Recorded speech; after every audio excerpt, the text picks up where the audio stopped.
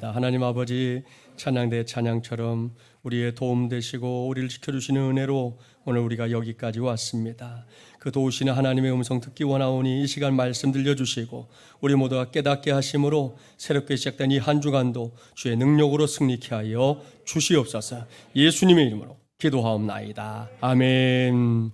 서로 축복하겠습니다. 예수 그리스도의 복음으로 무장합시다. 한 번 더 축복할까요? 복음의 능력을 회복합시다. 할렐루야. 오늘은 예수 그리스도의 복음으로 무장하라 8번째 시간입니다. 오늘은 언약과 율법이라는 제목으로 하나님의 말씀을 전하도록 하겠습니다. 무엇보다 요즘 흉흉한 세상살이가 이어지고 있는데요. 그런 와중에도 굴하지 않고 믿음의 경주에 힘쓰고 있는 여러분 모두에게 하나님의 은혜와 평강이 무엇보다 지켜주심과 인도하심이 함께하기를 주님의 이름으로 간절히 축원합니다. 오늘 제가 여러분에게 전할 말씀은 다분히 신학적인 교육이 좀 이렇게 보태진 말씀입니다. 따라서 자칫하면 따분해질 수 있는데요. 그렇게 되지 않도록 저도 최선을 다할 거니까 여러분도 잘 이렇게 따라와 주기 바랍니다. 오늘 주신 말씀, 지난주에 살펴봤던 말씀과는 좀 이렇게 다른 분위기로 시작됩니다. 지난 주일에는 어리석도다, 갈라디아 사람들아, 이러한 질책으로 시작됐었다는 거 기억하시죠? 바울은 그러한 질책에 이어 거짓된 가르침의 마음을 빼앗겨버린 이 갈라디아 지역의 성도들에게 예수 그리스도의 복음, 그 십자가와 부활의 복음, 그 피의 복음, 생명의 복음의 능력을 회복하라 이렇게 외쳤습니다. 그런데 오늘 주신 말씀을 보니까 분위기가 사뭇 달라졌다는 거지요. 자, 오늘의 본문 15절 말씀을 보세요. 형제들아, 이렇게 시작됩니다. 이것은 사도 바울이 갈라디아 지역의 성도들을 그리스도 안에서 맺어진 한 형제로 선언하는 말씀입니다.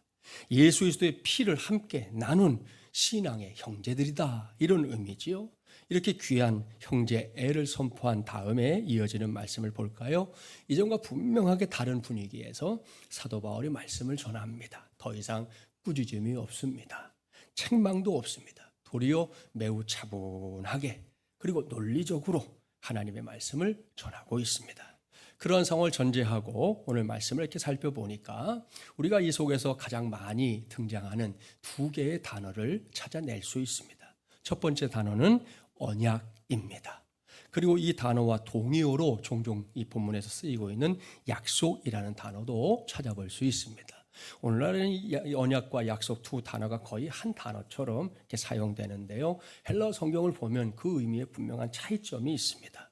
먼저 약속은 헬라어로 에판겔리아 혹은 에판겔리온이라고 하는데 이 말은 이제 먼저라는 뜻의 에피라는 단어와 소식이라는 뜻의 안게로스, 안겔리아라고 하는 단어가 이렇게 합쳐져서 만들어진 단어입니다.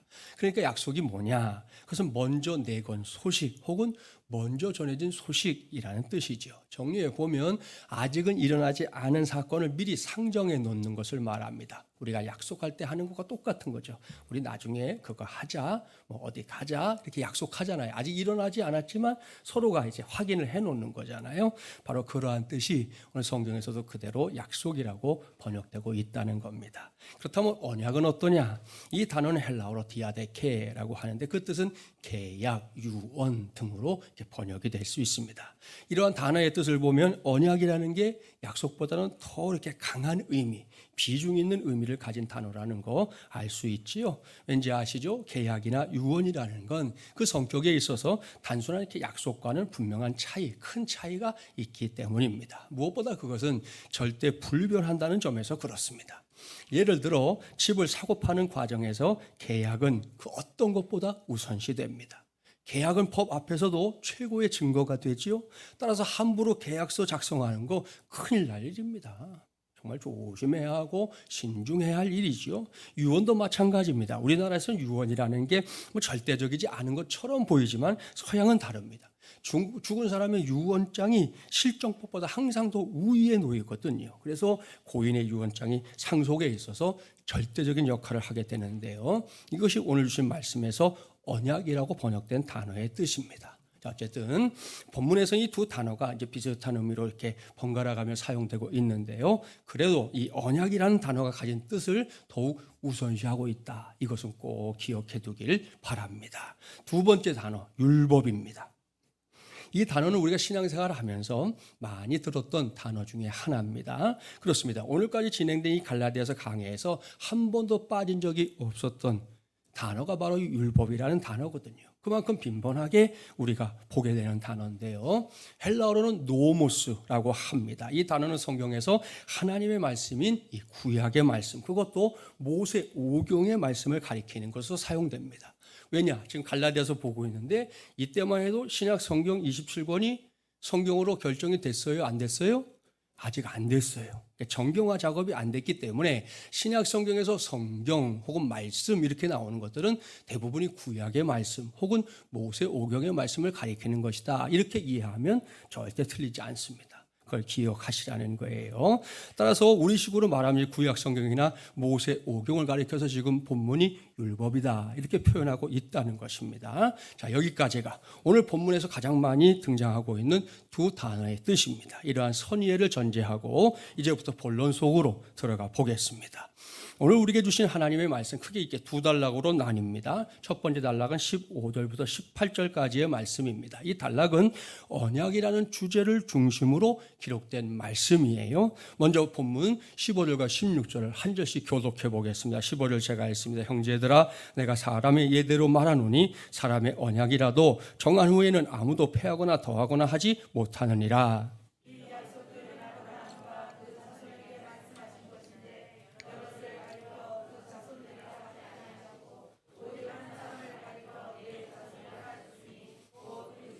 아멘. 자, 이런 말씀을 성경에서는 비유라고 부르죠. 그렇습니다. 사도 바울은 다음에 이어질 하나님의 말씀을 증거하기 위해 당시의 사회 속에 편만하게 자리 잡고 있었던 이 계약 관계를 비유로 들면서 오늘의 말씀을 시작하고 있습니다. 이것은 마치 오늘날의 설교자들이 이게 설교 중에 필요한 예화를 드는 것과 비슷한 겁니다. 바울은 이 비유를 통해 먼저 사람들이 모여 사는 사회에서 이 계약이라는 게 얼마나 중요한 건지 설명합니다. 옳습니다. 우리 모든 어떤 일을 위한 계약이든 간에 그 계약이 한번 딱 체결되고 나면 그걸 함부로 가감할 수 없다는 거 알고 있습니다. 그 과정에서 채 기억이 나지 않아서 어떤 조항을 제시하지 못했다든지 혹은 계약서를 내가 면밀히 살피지 못해서 내게 불리한 것임에도 불구하고 그냥 계약이 됐다든지 등등 이런 변명은 결코 통하지 않습니다. 한 번 정하고 나면 끝이에요. 도장 꾹 하면 바꿀 길이 없다는 말입니다. 따라서 그 다음에는 계약의 조건대로 모든 걸 시행하는 것, 그것만 남는 것이죠. 바울은 이걸 설명하면서 사람이 사는 세상에서도 언약이 이처럼 중요한데 하물며 하나님의 언약, 그것이 얼마나 중요한 것인지 장황하게 말할 필요가 있겠느냐 이렇게 되묻고 있는 것입니다. 그 다음에 바울은 하나님께서 이 인류를 구원하기 위해 맺어주신 구원 언약이 있는데 그 구원 언약에는 구심점이 있다. 이걸 단호하게 증언합니다. 그 구심점 도대체 무엇입니까? 그것은 다른 그 무엇, 그 누군가가 아닙니다. 우리 모두의 구세주이신 예수 그리스도입니다. 이 말씀은 예수 그리스도만이 하나님의 구원 역사의 하나님의 구원 언약의 핵심이다. 그 중심이다. 이런 말씀입니다. 그런 의미에서 당장 성경을 딱 펼쳐보세요. 구약과 신약이 나오지요. 여기서 구약은 오래된 언약이란 뜻이죠. 영어 성경으로 보면 Old Testament 그렇게 말하는 거예요. 신약은 새로운 약속, 새로운 언약이기 때문에 New Testament 이렇게 번역하는 거지요. 구약과 신약은 바로 이 언약에 대해서인데 그 누구에 대한 언약이다? 예수 그리스도에 대한 언약을 오래전에 하신 약속이 있고 새롭게 하신 약속이 있다는 의미로 나눠져 있는 것입니다. 이렇게 본다면 결국 하나님의 말씀인 성경은 하나님께서 사람들, 저와 여러분과 같은 사람들과 맺으신 일종의 계약서다. 얼마든지 우리가 그렇게 말씀할 수 있는 것이죠. 그리고 그 계약의 핵심, 그 계약의 주체가 누구다? 바로 예수 그리스도이시다. 이런 말씀입니다. 그렇습니다. 오직 십자가에 달리신 예수 그리스도만이 하나님의 계약의 핵심인 줄 믿습니다. 또한 오직 죽음에서 부활하신 예수 그리스도만이 인류의 구세주가 될 수 있는 유일한 분인 줄 믿습니다. 할렐루야. 그렇습니다. 이게 사실이기 때문에 누가 뭐라 하든 관계없이 오직 예수 그리스도만이 내 인생에, 당신의 인생에, 그리고 우리의 인생의 주인이 될 수 있다는 말씀입니다. 이러한 사실을 목사인 제가 분명하게 알아야 하고요. 또한 성도인 여러분들도 확실하게 알아야 합니다. 그뿐이 아닙니다. 저와 여러분 이와 같은 복음의 진리를 깨달아야 하고요. 그것을 철두철미하게 믿어야 할 줄 믿습니다. 그뿐이 아닙니다. 여러분, 바로 이것이 오늘도 이 김진철 목사가 여러분이 외치고 있는 복음으로 무장하는 삶이라는 거 기억하시고, 여기서 오늘 우리가 해야 할 거 다른 거 아닙니다. 하나님께서 내게도 허락하신 언약을 내 것으로 확실하게 붙잡는 거, 그것을 오늘 꼭 해내는 우리 모두가 되기를 주님의 이름으로 축복합니다. 이를 위해 지금은 지구촌교회 원로 목사님이 되신 그 이동원 목사님의 체험담 하나 소개합니다. 목사님의 그 청년 시절 고백입니다. 청년 이동원은 처음 교회에 나가서 3년 동안은 거듭남의 체험도 없이 그냥 출석 교회만 왔다 갔다 했다 그래요. 그런데 그때 목사님 고백을 들어보면 참 희한한 점이 하나 있더라는 거예요. 왜냐하면 교회를 갔더니 출세가 빠르더래요. 그게 무슨 말인가 그랬더니 청년회를 나갔는데 얼마 있으니까 총무해라. 그러고 얼마 있으니까 또 부회장 해라. 그러더니 마침내 회장해라 이렇게 됐다는 거예요. 그러니까 뭐 짧은 시간 안에 회장까지 됐으니까 출세가 빠르다 이렇게 생각했다는 거죠. 그때 이동원 청년이 제일 싫어했던 건 다름 아닌 기도였습니다. 뭐 생각해 보세요. 아직 은혜가 뭔지도 잘 모르는데 기도하라고 하니 그게 얼마나 어렵겠어요. 그런데 이 조그마한 교회였기 때문에 청년회 회장쯤 되니까 이 돌아가면서 기도하는 순서가 자꾸 오더라는 거예요. 그래도 감사한 것은 일주일 전쯤에 교회에서 알려주는 거죠. 우리 교회도 이렇게 예고해 주잖아요. 다음 주 저녁에 청년회 회장님 기도 있습니다. 준비하세요. 그래 주니까 이제 나름대로는 기도문을 잘 작성해 갖고 와서 그 기도문을 그냥 읽었다는 거예요. 그렇게 그럭저럭 신앙생활을 하고 있었던 그때 이동원 청년이 가장 듣기 싫어했던 기도 중에 하나가 뭐냐, 그 교회가 이북에서 오신 어르신들이 좀 많이 있었나 봐요. 기도를 할 때마다 이 어르신들이 하나님 아버지시여, 하나님 아버지도 아니고 하나님 아버지시여 이렇게 기도를 하는데 그게 이 젊은 친구의 귀에는 굉장히 거슬리게 들렸나 봐요. 그래서 그 기도를 하면 또 이렇게 집중도 안 되고 유치하다는 생각이 들었다는 겁니다. 그래서 이동원 청년은 나름대로 고상하게 기도해야지 이렇게 생각하고는 역사를 주관하시는 주권자이시요 역사의 심장이신 주님이시요 이런 식으로 이제 기도문을 작성해가지고 기도를 드리곤 했습니다.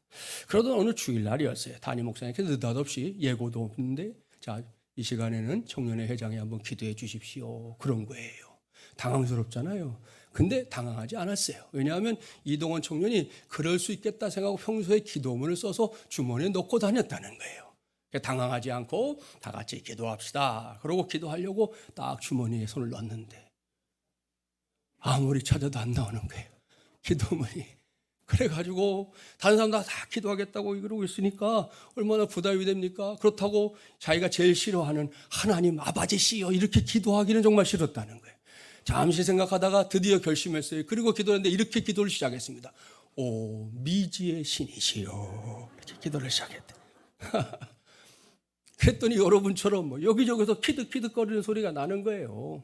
뭐라고 기도했는지도 모르고 하여튼 기도를 끝내고는 예배도 그게 참여하지 못하고 부끄러운 마음에 밖으로 나갔는데 예배 마치고 나오는 성도들이 위로해 주는 거예요. 아이, 처음 신앙생활하면 다 그래. 그러기도 하는데 어느 권사님이 이선상 기도 그렇게 하고 싶으면 기도원으로 가. 그럼 기도문이 열려. 그랬어요. 그래서 이동원 청년이 어른의 말을 듣고 또 기도원을 갔어요. 그 시기만 해도 우리 한국교회 기도원이 얼마나 대단했습니까? 가면 뭐 뜨끈뜨끈했잖아요. 죄야 주여 부르짖는 사람들이 뭐 곳곳에 모여가지고 기도하니까 거기서 같이 기도하니까 이동원 청년 마음에도 막 뜨거움이 막 생긴 거예요. 그래서 나도 성령의 불을 받았나 보다 이렇게 생각하고 기쁜 마음으로 내려왔는데 당시 이동원 청년이 그 외국인 선교사님이 인도하는 영어 성경 공부 모임을 나가고 있었다고 그래요. 그날따라 뭐 산에서 능력을 받고 내려온 걸 알았는지 선교사님이 미스터리 기도 한번 하십시오 그러더라는 거예요. 그러니까 이분이 은혜 받은 길에 그 뜨거운 마음으로 죄야 하고 기도하니까 선교사님이 뜯어말리면서 미스터리 진정하십시오. 그러더니 이동원 청년에게 마태복음 마지막 장 마지막 절을 읽어보십시오. 그런 거예요. 아시죠? 볼지어다 내가 세상 끝날까지 너희와 항상 함께 있으리라. 이 말씀이잖아요. 물었어요. 미스터리 이 성경 말씀 믿습니까? 믿죠. 그렇다면 예수님 지금 어디 계신가요? 내 옆에 계시겠죠.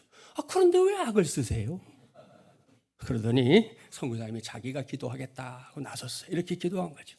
Father, 아버지, 하루 종일 계신 거, 성경 공부할 수 있도록 여기까지 인도해 주신 거 감사합니다.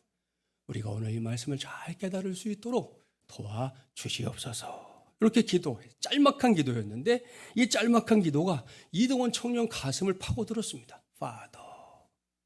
그동안 이동원 청년은 하나님을 아버지라고 부르는 게 너무너무 싫었다니까요. 아주 병적으로 싫어했는데 이 이동원 목사의 고백이 재밌는데 딱 그 순간, 그 기도하는 순간만큼은 그 자리에 여러 사람이 있었는데 선교사님이 하나님하고 제일 친해 보이더래. 그 누구와 비교할 수 없을 만큼 하나님하고 가장 친해 보여서 야, 나도 이제는 하나님을 저렇게 불러야 되겠구나. 그날부터 하나님을 아버지라고 부르게 됐는데 아버지라고 부르며 기도하는 기도 가운데 하나님이 놀라운 평안을 주시더라 하는 체험을 고백하는 걸 들었습니다. 할렐루야. 사랑하는 마주물레랑 가족 여러분, 이런 것이 바로 신앙생활이지요. 하나님 아버지께서 나와 함께 하시고 하나님이 지켜주시기 때문에 누릴 수 있는 그 놀라운 평안 가운데 사는 것 말입니다. 요즘 코로나19 시끌시끌 하잖아요. 아무튼 미국은 이제 하와이만 빼고 모든 주에서 마스크 의무화 해제한다고 오늘 아침 기사에 벌써 나왔더라고요. 거기 이제 정점을 지났으니까 그렇게 한다는 건데 우리는 이제 정점을 향해 가고 있는데 아무튼 세상은 이렇게 시기시각각으로 변하고 있지만 우리가 하나님의 자녀이기에 하나님과 함께하기에 그 속에서도 우리는 평안할 수 있다는 거 이미 우리 체험하며 살아온 거 아니겠습니까?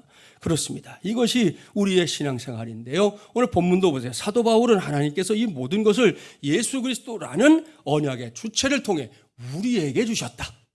다른 누군가가 아닌 우리에게 주셨다 말씀하고 있습니다. 같은 맥락의 말씀 중에서 요한복음 14장 27절 말씀 아실 거예요. 평안을 너희에게 끼치노니 곧 나의 평안을 너희에게 주노라. 내가 너희에게 주는 것은 세상이 주는 것과 같이 아니하니라. 너희는 마음에 근심하지도 말고 두려워하지도 말라. 아멘. 여러분, 이 얼마나 신바람 나는 말씀입니까? 얼마나 감격스러운 말씀입니까? 이제는 우리 차례입니다. 비록 힘들고 어려운 시절이지만 오미크론 변이 때문에 세상이 여전히 흉흉하지만 우리 모두는 예수 그리스도를 통한 하나님의 언약 반드시 붙잡고 살아야 할 줄 믿습니다. 그래서 이동원 목사님처럼 하나님께서 지금 내 곁에 아버지로 함께 하신다는 사실 확실하게 믿게 되기를 주님의 이름으로 축복합니다. 그 하나님께서 나를 지켜주시고 지금도 내게 안심하라. 두려워하지 말라. 이렇게 말씀하시는 거 오늘 집으로 돌아가기 전에 꼭 듣게 되기를 간절히 바랍니다. 이것이 하나님의 언약이에요. 그 언약을 믿을 때 그걸 내게 주신 것으로 받을 때 2022년을 살고 있는 우리에게도 하나님이 우리 부어주시는 특별한 은혜, 소중한 은혜 함께 할 줄 믿습니다. 자, 두 번째 단락으로 가볼까요? 본문 19절부터 이제 22절까지의 말씀인데요. 이 단락은 율법이라는 주제를 중심으로 기록된 말씀입니다. 자, 한 절씩 교독해 보겠습니다. 19절 제가 읽습니다. 그런즉 율법은 무엇이냐? 범법함으로 더하여진 것이라 천사들을 통하여 한 중보자의 손으로 베푸신 것인데 약속하신 자손이 오시기까지 있을 것이라.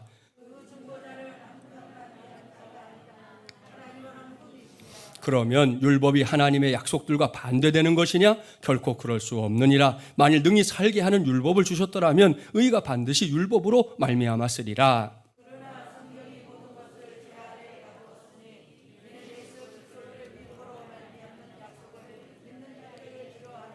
아멘. 자, 사도 바울은 여기서 율법에 대해서 신학적인 정리를 싹 해주고 있어요.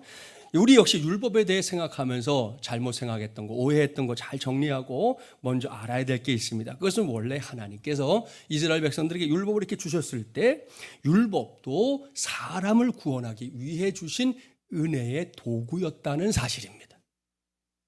우리가 이제 복음의 시대에 살다 보니까 율법을 좀 가볍게 여기거나 율법을 좀 가치 없게 여기는 경향이 있거든요. 아니요. 율법도 하나님이 구원받을 방편으로 주신 게 틀림없어요. 자, 율법을 보면 죄를 지은 인간을 대신해서 하나님께서 동물들, 소, 양, 염소 등등 비둘기까지 이런 동물들을 희생제물로 삼아서 제사하게 했지요. 그걸 구원의 방편으로 삼으신 겁니다. 제사를 드리면 그 죄를 용서하셨으니까. 그게 하나님께서 주시는 구원의 방법이었다는 거 아시죠? 자, 이런 것들은 결국 단순히 족쇄의 기능이라 하라고 주신 게 아니라는 겁니다. 인간을 오도 가도 못하게 만들려는 의도가 거기에는 없다는 거예요. 그렇다면 이러한 율법의 구체적인 기능, 그것은 도대체 뭘까요? 바울이 이에 관해서 세 가지 얘기를 하고 있어요. 먼저 19절 말씀을 보십시오. 율법은 범법함으로 더해진 것이라 그랬습니다. 여기에 율법의 첫 번째 기능이 있습니다. 그것은 사람으로 하여금 죄가 뭔지 깨닫게 하는 기능이에요. 그게 율법의 첫 번째 기능이에요. 생각해 보십시오. 만일 법이 없다. 그러면 우리가 사는 세상이 어떻게 될까요? 멀리 볼 것도 없어요. 복잡하게 생각할 게 하나도 없어요. 오늘로 끝나는 이 베이징 동계 올림픽만 떠올려도 알 수 있습니다. 이번 올림픽의 별명 들어봤습니까? 눈 뜨고 코 베이징 올림픽이에요. 예? 눈 뜨고 코를 베이는 그런 올림픽이라는 거잖아요. 올림픽이 시작되자마자 편파 판정에 이미 정해져 있는 그 경기마다의 룰 있잖아요. 룰. 그게 법이잖아요. 법. 룰. 그 룰이 무시되고 일방적으로 중국을 편드는 심판들의 릴레이가 이어지면서 만들어진 별명이 눈 뜨고 코 베이징 올림픽이란 말이죠. 그 결과 사실 올림픽은 전 세계 축제잖아요. 전 세계가 함께 주목하고 환호하고 해야 될 올림픽인데 어느 순간부터는 외면당하는 그런 올림픽이 되고 말았습니다. 그런가 하면 피겨 스케이팅에서는 도핑 문제가 있는 러시아 선수의 경우 이 경기가 진행되는 내내 해설자들이 아무 말도 하지 않는 초유의 사태가 일어났어요. 그런 적이 어디 있어요? 한 번도 없었죠. 설명을 하잖아요. 해설자들이 그 하고 있는 연기에 대해서 이야기하고 기술에 대해서 이래야 되는데 아무도 저는 우리나라만 그런 줄 알았어요. 그게 아니더라고요. 세계 곳곳에 있는 해설자들이 너는 법을 어기고 있기 때문에 너에 대해서 설명할 게 아무리 대단한 기술, 전 세계적으로 처음으로 하는 기술이 있어도 설명 안 한다 이거예요. 기가 막힐 노릇이잖아요. 이게 룰이 무시된 경기장의 모습이에요. 그러니 그걸 그대로 이제 우리가 사는 세상으로 이렇게 옮겨와 보세요. 우리가 사는 세상에 법이 없다? 어떻게 될까요? 길게 생각할 거 없습니다. 뒤집혀도 벌써 뒤집혔을 겁니다. 뭐가 잘하는 것이고 뭐가 잘못하는 것인지 알지도 못한 채 말입니다. 그래서 사람들이 사는 세상에는 부득불 법이 필요한데요. 이것이 하나님께서 우리 인생들에게 율법을 주시는 첫 번째 이유라는 거예요. 법 앞에서 우리 자신을 보게 하는 거죠.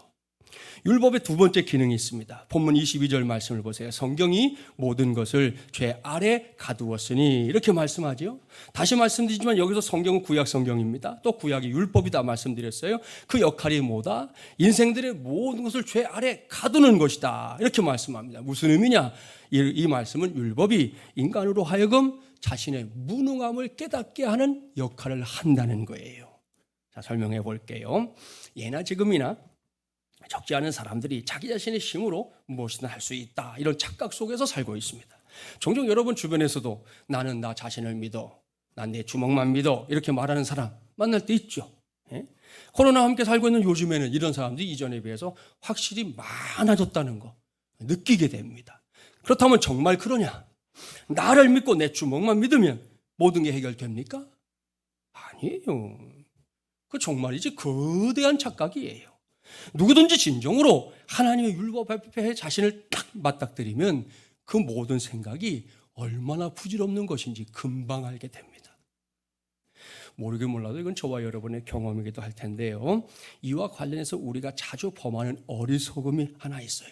그건 나와 남을 비교하는 것입니다. 그 비교를 통해서 우리가 얻고자 하는 게 있죠. 그건 뭡니까? 그래도 내가 너보다 낫다. 요거 갖고 싶어 그러는 거예요. 비교하는 이유 딴 거 없어요. 내가 너보다 좀 나아. 요거 알고 싶어서 자꾸 비교하는 거예요. 그래서 그 결론이 나오면 안도의 한숨을 쉬는 건 물론이고요. 갑자기 어깨에 힘이 빡 들어가죠. 왜? 내가 너보다 나으니까. 반대로 아무리 비교해봐도 내가 너보다 못하네. 네가 나보다 낫네. 그렇게 되면 어떻게 됩니까? 금방 주눅 들어요. 그게 인생이에요. 그런데 이렇게 우리끼리 막 치열하게 50보 100보를 비교하고 도토리 키재기를 위해서 치열하게 다투다가 하나님 앞에 딱 서보십시오. 내가 더 낫다 한들, 당신이 더 낫다 한들, 하나님의 기준에서 보면 그거야말로 50보 100보 도토리 키재기 아니겠어요? 무슨 의미가 있겠어요, 그것이? 결국 우리가 할 수 있는 고백은 하나예요. I am nothing. 나는 아무것도 아니로구나. 내가 뭐라도 된 줄 알았는데 아니네. 내가 뭐라도 거창한 걸 하는 줄 알았는데 아니네. 요걸 하나님 앞에 서는 순간 누구나 깨닫게 된다는 거예요. 이게 율법의 두 번째 기능이에요. 세 번째 기능이 있습니다. 본문 22절 다시 한번 함께 봉독해 볼까요? 그러나 성경이 모든 것을 죄 아래에 가두었으니 이는 예수 그리스도를 믿음으로 말미암는 약속을 믿는 자들에게 주려 함이라. 아멘. 자, 이 말씀을 주목해야 합니다. 지금 율법의 기능에 대해서 말씀하고 있잖아요. 율법이 하는 일, 그게 인간의 한계를 깨닫게 하고 나서 끝입니까?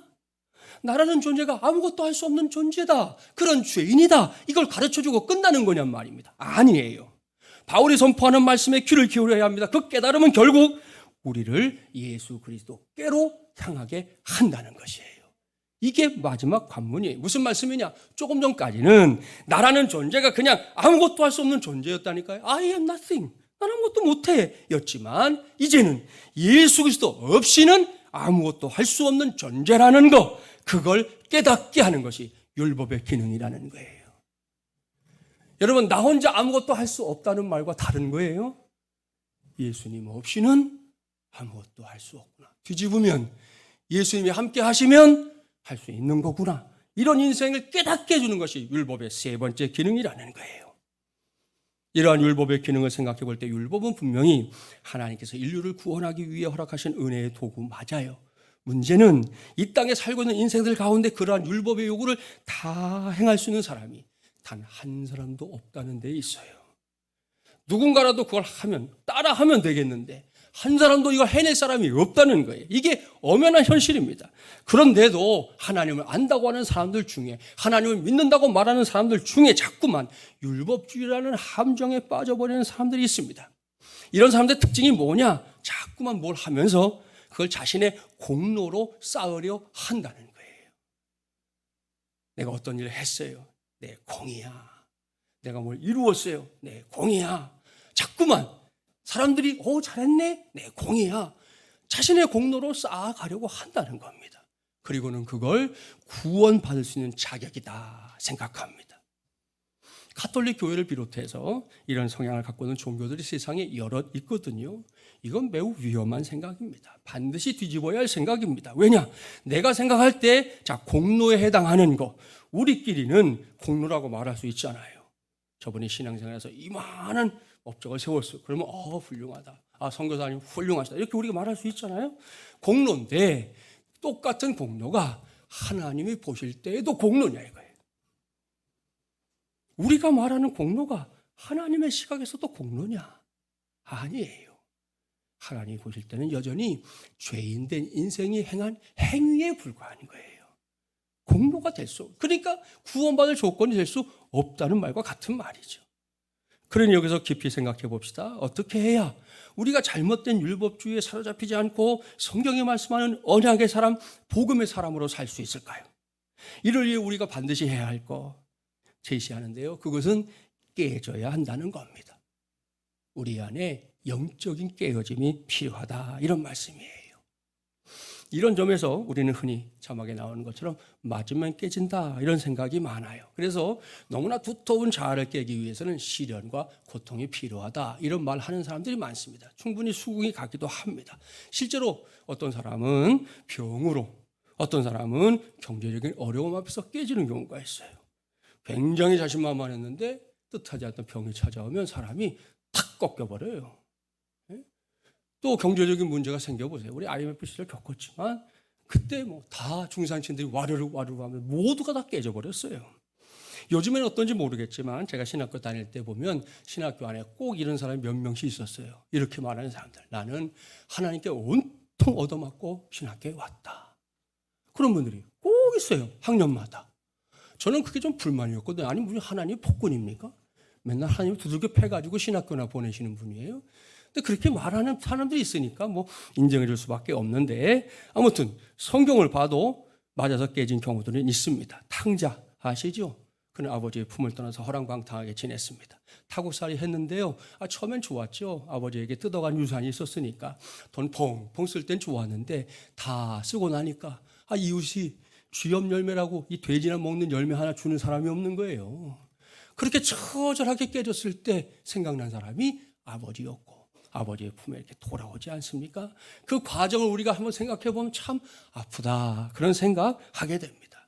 아무튼 대부분의 사람들이 깨지는 길에 대해 생각할 때 이렇게 맞아서 깨지는 것밖에 없다 생각하는데요. 그래서 우리나라 사람들이 제일 좋아하는 찬양 가운데 하나가 그거라는 거죠. 전부여 의지 없어서 손들고 옵니다. 우리는 이렇게 깨져야 그게 신앙생활하는 거다 생각하는 경향이 있다는 거예요. 그런데요, 사람이 깨지는 거, 맞아서만 깨지는 건 아닙니다. 오히려 뜨겁게 사랑하고 의를 붙들고 제대로 살려고 막 발버둥 칠 때, 그럴 때도 깨져요. 목사의 말이 맞는지 틀리는지 여러분 쉽진 않겠지만 한번 철저하게 얼마간 동안이라도 말씀대로 살려고 막 안간힘을 써보십시오. 제가 장담하는데요, 거기서 깨지는 경험 하게 될 겁니다. 어떻게 깨지느냐? 이런 거죠. 그렇게 말씀 붙잡고 막 사는데 나는 말씀대로 살 수 없는 존재구나, 이걸 깨닫게 되면서 깨지는 거예요. 나는 그렇게 할 수 있을 거라 생각했는데 되지 않는 그 앞에서 나라는 존재가 막 산산조각이 난단 말입니다. 종교개혁자였던 루터가 그랬어요. 그런 철저히 말씀대로 살려고 애썼던 사람 중에 한 사람이었어요. 그래서 루터는 죄만 짓잖아요. 이게 죄다 생각하면 신부님에게 달려가고 고해성사했어요. 예? 너무 자주 오니까 신부님이 루터야, 좀 모아서 가져오면 안 되니? 그렇게 말했다는 일화까지 있어요. 그렇게 살려고 했더니 말씀대로 살아보려고 막 발버둥을 쳤는데 깨닫게 된 게 뭐다? 그것은 자신은 어떤 경우에라도 이 말씀대로 살 수 없구나 하는 처절한 자각이었습니다. 그때 루터가 붙잡은 말씀이 뭐예요? 지난주 우리가 봤던 본문에 등장하는 말씀, 오직 의는 믿음으로 말미암아 살리라. 바로 이 말씀이었습니다. 내 노력, 내 고행, 내 수고, 내 헌신, 이거 가지고는 구원의 길에 이르지 못하더라는 거예요. 그걸 깨달았어요. 그러니 내가 그걸 어떻게 구원받지? 믿음으로 받는 길밖에는 없구나, 이걸 깨닫고 루터가 그 망가진 자리에서 일어나서 종교개혁 사건을 일으키게 된 겁니다. 그렇습니다. 누구든지 사람이 이렇게 뜨겁게 사랑하고 뜨겁게 순종하면 내가 얼마나 대단한 존재인가, 이런 교만과 자부심에 빠질 것 같죠? 아니요. 해보세요. 그렇게 하면 할수록 도리어 철저히 깨지는 길로 가게 되는 거 경험하게 될 겁니다. 주위 사람들에게 불효자 이렇게 불리는 사람들, 그런 사람들에게도 뭐 양심은 있으니까 어떤 계기를 통해서 돌아오잖아요. 깨지고 돌아온다. 내가 부모에게 잘못했구나. 돌아오는데 불효자만 깨지는 게 아닙니다. 효자는 더 철저하게 깨집니다. 오랜 병상의 어머니를 10년 넘게 섬겼던 매우 헌신적인 아들과 며느리가 있었습니다. 마침내 어머니가 돌아가셨는데 그 정도면 할 수 있는 모든 걸 다 했다, 그럴 줄 알았어요. 아니었어요. 제가 장례식장에 가서 찾아갔더니 눈물을 흘리면서 목사님, 제가 불효자입니다. 더 잘 모셨어야 됐는데 그러지 못해서 하나님께도 너무 죄송합니다, 이렇게 말하더라고요. 누가 봐도 잘했는데, 그랬는데도 여전히 내가 참 그렇지 못하구나 하는 걸 깨닫는 깨달음이었던 거죠. 보십시오. 뜨겁게 효도를 해도 사람은 깨져요. 왜? 효도하면 할수록 자신이 온전한 효를 다할 수 없다는 걸 깨닫기 때문에 깨지는 거예요. 서점가에 가보면 참회록이라는 책들이 여러 사람들이 쓴 게 있어요. 사람들은 보통 참회라고 그러니까 이게 참회록을 죄인이 쓰는 것이다 이렇게 생각하는데 틀렸습니다. 여러분, 참회록은 성자가 쓰는 거예요. 무슨 말씀이냐? 뜨겁게 하나님을 사랑한 사람이 하나님을 사랑하는 그 과정에서 자신의 부족함을, 허물을, 연약함을 깨닫고 하나님 앞에서 깨지면서 고백하는 것. 하나님, 제가 이렇게 살아야 했는데, 하나님의 기대치는 그거였는데 내가 거기에 이르지 못했습니다. 그걸 참회하면서 쓰는 게 그게 참회록인 거예요. 그래서 초대교회 교부로 알려진 성자 어거스틴의 참회록은 기독교 전체 역사, 2000년 역사에서 가장 중요한 참회록 가운데 하나로 꼽히고 있지 않습니까?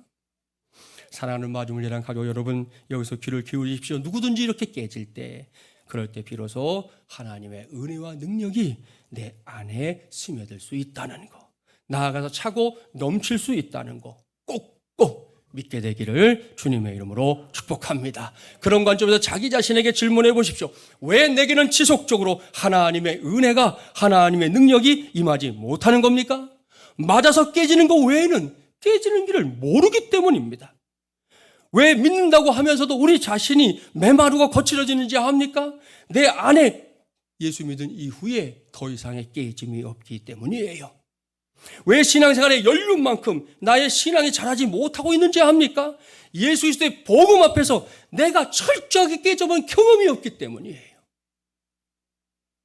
교회 문턱 넘나들며 신앙생활을 하고 있긴 하지만 정말 내 자아가 하나님의 말씀 앞에서 깨져보는 경험, 그게 있어야 되는데 그거 없이 신앙생활을 하니까 신앙생활을 하긴 하는데 어딘가 둔탁하고 아닌 것 같고 자꾸 고민하게 되고 그러는 거예요.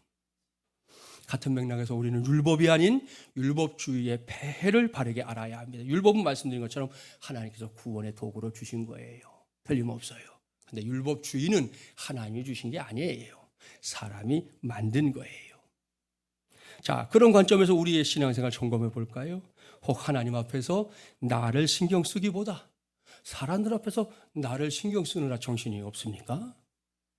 율법주의에 빠져 있는 거예요. 나는 올바른데 다른 사람들은 몽땅 다 엉터리야. 그런 사람도 있죠, 종종. 그럼 그거야말로 율법주의예요. 요즘 우리 사회에서 아예 사자성어처럼 되어버린 말이 있잖아요. 내로남불. 그것도 아주 대표적인 율법주의예요. 하나님이 결코 원하시는 것들이 아니라는 겁니다. 그러니 율법주의라는 거 얼마나 고약한 겁니까? 사도 바울이 막 쌍심지켜고 반대할 만하죠. 여기서 꼭 기억하십시오. 이러한 율법주의는 언제나 어디서나 결코 공동체를 살릴 수 없습니다. 공동체 속에 다양한 이유의 분열만 조장할 뿐입니다. 따라서 우리가 마중물이라는 교회라는 한 공동체 속에서 진정한 헌신과 뜨거운 사랑을 나누며 살고자 한다? 그게 정말로 소원이라면 나는 그렇게 살 수 없는 사람이라는 진짜 고백과 함께 하나님 앞에서 깨지는 것부터 시작해야 하는 것입니다. 내가 나서면 다 될 것 같으세요? 그게 아니라는 걸 경험하는 순간이 올 거예요. 거기서부터 우리가 진짜 한 공동체가 되는 길이 열린단 말입니다. 이것이 예수 그리스도의 언약에 기초한 복음의 정신입니다. 이런 깨짐만이, 그리고 이런 사람들이 모여있는 교회만이 진정으로 새 생명의 감격을 누리는 교회가 될 줄 믿습니다. 말씀을 마무리합니다. 오늘 저는 언약과 율법에 관해 말씀을 전했어요. 좀 딱딱한 말씀이긴 한데 여기서 핵심을 정리하면 율법은 가치 없는 것으로 더 가치 있는 것을 속량하는 것입니다. 자, 설명해 보죠. 앞서 말씀드렸잖아요. 비둘기, 참새, 양, 염소, 황소 등등을 희생시켜서 인간, 동물들보다는 훨씬 가치 있는 인간의 죄를 용서하고 구원받게 하는 것. 그것이 율법의 요구라고 말씀드렸죠. 이건 족쇄가 아니라 분명히 은혜의 도구예요. 그런데 거기에는 한계가 있는 거예요. 그것은 반복적으로 죄를 짓는 우리가 문제라는 겁니다. A라는 죄 때문에 A라는 동물을 바쳐서 희생제사를 드리면 용서받아요. 구원받아요. 근데 문제는 내가 A라는 죄에서 끝나지 않는다는 거예요. A 다시의 죄를 짓기도 하고 A 또 다시의 죄를 짓기도 하고 B라는 죄를 짓기도 하고 또 다른 죄를 지니까 그 원리대로 하면 여러분 2022년 2월 지금도 우리는 계속해서 희생제사를 드려야 돼요. 내일도 드려야 돼요. 모레도 드려야 되는 거예요. 이게 율법이 갖고 있는 참으로 안타까운 한계란 말입니다. 하지만 언약을 중시하는 복음, 이것은 율법과는 정반대입니다. 복음은 가치 있는 것으로 가치 없는 것을 속량하는 거예요. 무슨 말씀입니까? 예수 그리스도의 십자가와 희생, 그 부활의 능력으로, 그 피로, 그 어마어마한 가치로 무가치한 우리 인생들의 죄악을 다 씻어주시는 것으로 그렇게 우리를 구원하셨잖아요. 그것도 2000년 전에 한 번 일어난 사건이 지금까지도 여전히 유효하게 다시금 반복될 필요 없이 우리는 그저 그 십자가 아래로 나아가면 되는 것일 뿐, 단 한 번의 사건으로 우리의 구원을 이루신 것, 이것이 바로 복음이요 언약이라는 말씀입니다. 그러니 여러분, 우리 모두가 이와 같은 믿음의 굳건히 서야 하지 않겠습니까? 이 두 가지를 비교할 때 우리는 어떤 성도, 어떤 교회가 되어야 할지 고민할 거 없어요. 내가 먼저 섬기는 성도와 교회, 내가 먼저 사랑하는 성도와 교회, 내가 먼저 봉사자가 되는 성도와 교회, 이것이 복음적인 성도, 복음적인 교회인 줄 믿습니다. 반면에 율법적인 성도와 교회는 어떨까요? 서로서로 어떻게든 모세의 자리에 올라앉아서, 그것도 제일 먼저 올라앉아서 칭찬받고 상 받기를 원할 겁니다. 언제든 자기만 인정해달라고, 인정 중독 말씀드렸죠. 그렇게 해달라고 안달할 거예요. 그러니 한번 그 모습을 상상해 보세요. 이게 가관이지 않습니까? 여기서 우리의 선택, 무엇이어야 할지 굳이 설명하지 않아도 될 겁니다. 저와 여러분, 우리 모두는 반드시 언약의 주체이신 예수 그리스도의 복음으로 무장한 복음적인 성도 되어야 할 줄 믿습니다. 우리 교회, 다른 것이 아니라 우리 주님 예수 그리스도의 복음으로 아주 단단하게 무장된 복음적인 교회 되어야 할 줄 믿습니다. 이를 위해 기도하는 것은 물론이고 이를 감당해내는 저와 여러분, 또 우리 교회가 되기를 주님의 이름으로 간절히 축원합니다. 기도하겠습니다. 전능하시고 자비로우신 하나님 아버지, 오늘도 험한 세상살이에 지쳐있던 우리에게 하나님의 음성을 들려주시니 감사합니다. 오늘 우리는 언약과 율법에 관한 말씀을 들었습니다. 이 시간 예배하는 성도들 모두가 나에게 예수 그리스도를 통한 확실한 하나님의 언약이 주어져 있다는 사실을 굳게 믿는 믿음 주시옵소서. 그 언약을 붙잡을 때 성경에 기록된 모든 말씀들이 내 말씀, 우리의 말씀이 될 줄 믿습니다. 이를 위해 하나님을 나의 아버지로, 예수 그리스도를 나의 구세주로 확실하게 만나고 고백하는 우리 모두가 되게 하여 주시옵소서. 특별히 복음은 가치 있는 것으로 가치 없는 것을 속량하는 것이라는 사실을 아멘으로 받는 우리 모두가 되게 하여 주시옵소서. 아울러 구합니다. 마지막 열람에 속한 우리 모두가 율법주의에 빠지지 않게 하여 주시옵소서. 율법의 기능이 결국은 내가 예수님 없이는 아무것도 할 수 없는 존재라는 거 깨닫게 한다는 거 기억하게 하여 주시옵소서. 그리고 사람의 공로는 결코 구원의 자격이 될 수 없다는 것, 도리어 하나님 앞에서 자신의 부족함을, 죄를, 허물을 깨닫고 두 손 들고 철저하게 깨지는 것만이 구원의 길임을 우리 모두가 확실하게 알게 하여 주시옵소서. 그래서 우리 모두가 복음적인 성도, 우리 교회가 복음적인 교회가 될 수 있도록 성령님이시여 역사하여 주시옵소서. 이 모든 말씀 우리 주 예수 그리스도 이름으로 간절히 기도하옵나이다. 아멘.